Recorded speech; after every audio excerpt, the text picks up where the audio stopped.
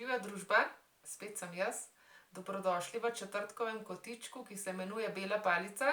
In sicer tukaj govorim o različnih temah, ki so tako ali drugače povezane s slepoto in slabovidnostjo. Ne, nisem izmešalo, ampak današnja tema je prednosti slepote ali slabovidnosti.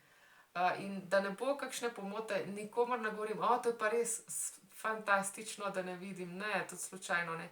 Ampak jaz rada vidim pač pozitivne stvari v vsaki situaciji in tudi v dejstvu, da pač človek ne vidi oziroma vidi slabo, so določene prednosti.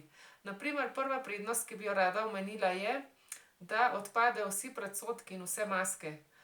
Prej recimo sem, kljub temu, da sem jaz še del Titove mladine, kjer so nam zelo, zelo cepljali in kar je meni zelo všeč, da smo vsi enaki ne glede na barvo, na višino, na obliko, na težo, na barvo kože, na jezik, ki ga govorimo.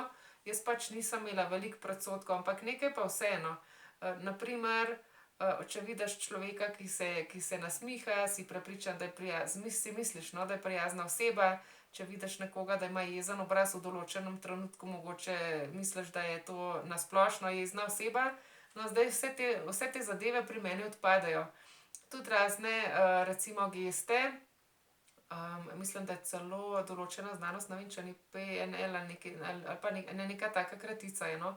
Da se pač da iz govorice telesa razbrati, kakšen človek je nekdo.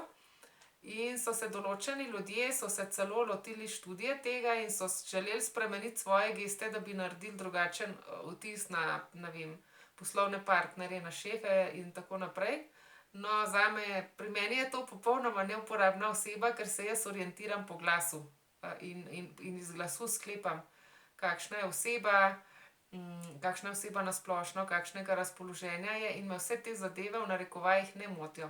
Tako da ti predsodki pač so pri meni odpadejo. Vam bom eno zelo smešno dogodivščino povedala. Enkrat smo šli v park z Diegom in z Liso in onadva sta se igrala, sta šla na igrala, jaz sem jo pa na eni klopci čakala in se mi približala ena gospa in sva se pogovarjali pač o različnih stvareh. In moram reči, da je bil zelo prijeten klepet. No, potem mi je gospa pustila telefonsko številko in je rekla: "Glej, če želiš, me pa pokliči, pa bova še kaj poklepetale." Sem rekla: "Prav, v redu, hvala." In sem se poslovila. In potem je prišel Diego in rekel: "Zakaj si se pa s tole brezdomko pogovarjala?" Sem rekla: "To pa res nisem vedela, da je brezdomka." In sem prepričana, da če bi imela jaz moj vid, kot sem ga imela prej, zagotovo ne bi pogovarjala z njo, ker bi me skrbelo, da me bo gospa ali kaj prosila ali pa da je alkoholik in da bo pogovor izjemno neprijeten. Druga zadeva, ki tukaj v Mehiki je, jaz ne vem, kako je s tem v Sloveniji, ampak imamo brezplačni javni prevoz. Na primer v Mexico Cityju lahko brezplačno uporabljaš metro oziroma metrobus. To je pa en poseben avtobus, ki ima, mislim, da 2 ali pa 3 linije po mestu. Se pravi, ne vsi avtobusi, ki so v Mexico Cityju, vse ni brezplačno, ampak ta metrobus pa je brezplačen. In povrh tega pa imajo tudi na določenih linijah avtobusa, medmestnih, je določen popust. Mislim, da je do 50% popust. Ne vem pa, kako je s tem v Sloveniji. Zdaj sem spet za eno zadevo, ki pač nimam podatka za Slovenijo. Ampak v Mehiki je 50-odstotni popust za izdelavo potnega lista in to je, potni list je kar precej velik strošek, no, tako da zagotovo je dobrodošel 50-procentni prihranek. Kot sem pa že prej rekla, pa ne vem, če v Sloveniji velja isto. Če veste, bi bil zelo dobrodošel vaš komentar. No, tule v Mehiki je, na primer v bankah, je veliko okenc in eno je vedno pač za okenco za ljudi s prioriteto. In to so ljudje, ki imajo pač tiste dragocene bančne kreditne kartice, pač, ki so zelo pomembne stranke banke in jim zaradi tega dajo prioriteto. Pa tudi invalidne osebe imamo prioriteto. Tako da recimo takrat, ko izplačujejo plače, recimo v tistih delih meseca, ko je res neznanska gneča, je kar dober časovni prihranek. Se jaz vedno v tisti okenček postavim in tudi Denis, če se le vidimo v tistih datumih, tudi on pravi, če ga lahko spremljam, da se bo malo prešvercal. No, zadnjič pa tudi, ko smo šli v eno restavracijo jest, Sem jaz vprašala, ker je bila Lisa že močno lačna, ker smo lep čas smo izbirali stvari, nakupovali smo, nismo sicer toliko stvari nakupili, ampak smo pa videli kar precej stvari. In je bila Lisa že zelo, zelo lačna in sem šla vprašati, v restavraciji tukaj vedno postavijo eno košarico s kruhi, če lahko Lisa dobi en kruhek, da bo lahko počakala v vrsti, pa so vprašali, koliko vas pa je? Pa sem rekla, trije smo, pa so rekli, no kar tukaj se usedite, pa smo bili takoj postreženi. Ta tretja zadeva, ki se me pa zdaj posveti, je pa, da vsakič, ko potuješ z letalom, recimo mi smo potovali v Slovenijo 2016 in so nas od Mexico Cityja, kjer smo vstopili, pa vse do Benetk, smo imeli posebno postrežbo. V Mexico Cityju so prišli z invalidskim vozičkom, kljub temu, da jaz lahko hodim. Ampak nas je en mladenič zelo hitro odpeljal od okenčka do okenčka, vse kontrole smo dali zelo hitro skozi. Predvsem pa ne izgubljaš časa z iskanjem te in one stvari in je res, ne vem, izjemna postrežba je. Tako da, če boste kdaj potovali z letalom mednarodno, to vam pa lahko zagotovim. Če vi pravočasno obvestite, da ste slepi oziroma slabovidni, zagotovo vam bodo priskrbeli asistenta, ki vas bo spremljal na vseh kontrolnih točkah in vam bo olajšal vaše potovanje.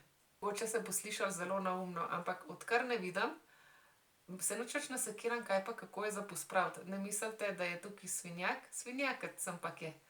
Jaz vem, da, ne vem, katere dneve moram pomiti po tleh, vem, da je treba posodo pomiti, perilo oprati, obesiti, zlikati in tako naprej. Ampak pač ni tistega psihičnega pritiska, ko vidiš te stvari okrog sebe in rečeš, joj, kdaj bom pa to, kdaj bom pa ono, to zdaj odpade. No, Mehika slovi kot dežela prijaznih ljudi in že itak so z menoj prijazni, ampak odkar sem vid izgubila, moram pa reči, da so pa še bolj prijazni z menoj, da skoraj dobesedno na vsakem koraku imam občutek, da me spremljajo. Če le majčkeno izgleda, kot da bi se izgubila ali da bi rabila kakršnokoli pomoč, me vedno vprašajo, če rabim pomoč, kam grem, s čim mi lahko pomagajo, če znam iti sama. Res so izjemno, izjemno, izjemno ustrežljivi. Še bolj kot prej, tako da se definitivno nikjer, nikoli ne počutim sama. Pa še ena zelo gorenjska točka. Porabim manj denarja za nepotrebne stvari. Iz enostavnega razloga, ker jih ne vidim. Saj nisem bila nikoli ne vem koliko zapravljiva, ampak sem pa kaj, pa je bila kakšna stvar, ki je pač bila privlačna na pogled, pa me je iz takega ali pa z drugačnega razloga me premamila in sem pa kaj kakšno tako zadevo privoščila, no zdaj si jo ne. Zdaj je edina varianta, da si jaz kakšno nepotrebno zadevo umislim, ta, da mi omeni Diego, da vidi kakšno zadevo, ki misli, da bi mi bila všeč, mi jo opišem, potem se odločam, ja ali ne. Nepomembno, ampak mogoče pa vseeno koristno.